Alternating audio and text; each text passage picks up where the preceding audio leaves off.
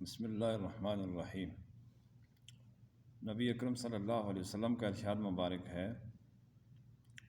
کہ میرا دل چاہتا ہے چند جوانوں سے کہوں بہت سا ایندھن اکٹھا کر کے لائیں،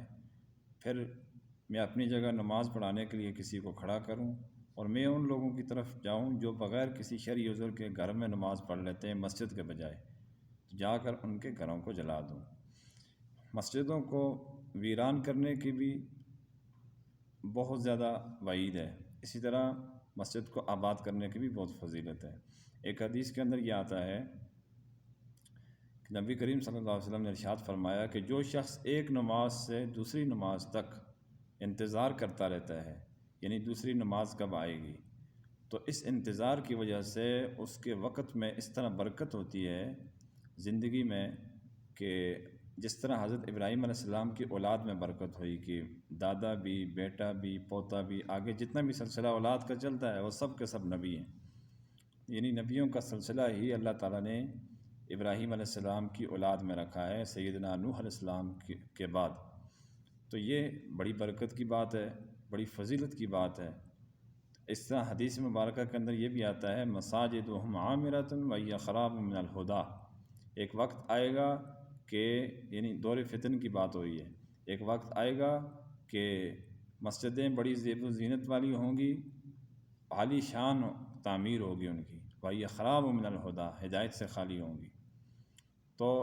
یہ جو مسجدیں ہیں ان کو آباد رکھنے کا سلسلہ بھی ہم سب کو سوچنا چاہیے۔ اہل محلہ پر یہ فریضہ عائد ہوتا ہے کہ وہ مسجدوں کو آباد رکھیں، مسجدوں کی صفائی کا بھی خاص طور پر خیال رکھیں، اور مسجدوں کو جو آباد کرنے کا طریقہ ہے وہ یہ سب سے پہلے نماز کا، اس کے بعد دینی تعلیم کا جو سلسلہ ہے، قرآن و حدیث کو پڑھا جائے، سمجھا جائے، درس کا اہتمام کیا جائے۔ یہ مساجد کی جو ہے نا غرض و غایت اور مساجد کا وظیفہ یہ ہے، لوگوں کی وہاں پر اصلاح ہو، لوگوں کی تربیت ہو، محلے کے بچوں کو بھی پڑھایا جائے۔ ان تمام صورتوں میں تمام اعمال کے ساتھ مسجد کی آباد کاری جو ہے وہ منسلک ہے۔ شہروں کے اندر تو یہ مسئلہ نہیں ہے اتنا کہ مسجدیں ویران پڑی ہوں، لیکن گاؤں میں، دیہات میں بہت ساری ایسی مساجد ہوتی ہیں جو عالی شان ہوتی ہیں، تعمیر کے اعتبار سے بڑی بھی ہوتی ہیں، لیکن ان کے اندر گندگی وغیرہ، کوڑا کرکٹ اسی طرح ہوتا ہے، اور کئی دنوں سے جو ہے وہ کئی سالوں سے اس میں کوئی گیا ہوا نہیں ہوتا، کسی نے اذان نہیں دی ہوتی، کسی نے نماز نہیں پڑھائی ہوتی۔ تو یہ جو مسجد ہے یہ بھی اللہ تعالیٰ کے دربار میں قیامت کے دن اہل محلہ کے خلاف استغاثہ کرے گی، اللہ تعالیٰ سے التجا کرے گی کہ انہوں نے مجھے جو ہے وہ ویران رکھا ہے، اللہ تعالیٰ تو ان کو بھی برباد کر۔ تو پھر مسجد کی جو سفارش ہے، مسجد کی جو استغاثہ ہے، بدعا ہے، وہ کیسے رد ہو سکتی ہے؟ اس لیے گزارش ہے کہ مساجد جو ہے اللہ تعالیٰ کا فضل ہے، یہ بہت بڑا کرم ہے ہم سب پر کہ ہمارے ملک کے اندر پاکستان میں بھی اسی طرح، خاص طور پر یہ سعودی عرب میں بھی بہت زیادہ مساجد ہیں، جگہ جگہ پر مساجد ہیں، یہاں پر تو کھلی بھی رہتی ہیں مسجدیں، بند نہیں ہوتی۔ تو وہاں پر یہ ہے کہ چوری کا خطرہ ہوتا ہے اور بہت سارے خطرات ہوتے ہیں، اس کے پیش نظر مسجد کو نماز کے علاوہ جو اوقات ہیں وہ بند کیا جاتا ہے۔ تو کم از کم نماز کے اوقات میں تمام لوگوں کو خیال رکھنا چاہیے اور مسجدوں کے اندر جانا چاہیے۔ پھر مسجد میں دنیاوی باتیں جیسے پہلے بتا چکا ہوں کہ نہیں کرنی چاہیے، اس سے جو ہے وہ اللہ تعالیٰ کی ناراضگی ہوتی ہے۔ یہ بھی مسجد کی بے حرمتی اور بے ادبی کے اندر آتا ہے کہ مسجد کے اندر دنیا کی باتیں کی جائیں۔ تو مسجد کی آبادی جو ہے،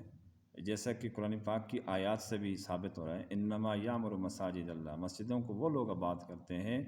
جو اللہ پر قیامت کے دن پر ایمان رکھتے ہیں اور نماز قائم کرتے ہیں، زکوٰۃ ادا کرتے ہیں۔ اس لیے دنیا کی باتیں جتنا ہو سکے مسجدوں میں ہمیں کنٹرول کرنی چاہیے، مسجدوں میں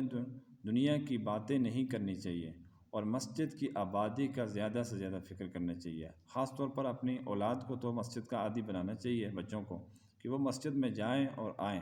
چھوٹے بچوں کا نہیں کہہ رہا، بڑوں کا کہہ رہا ہوں میں، جو بالغ ہو چکے ہیں،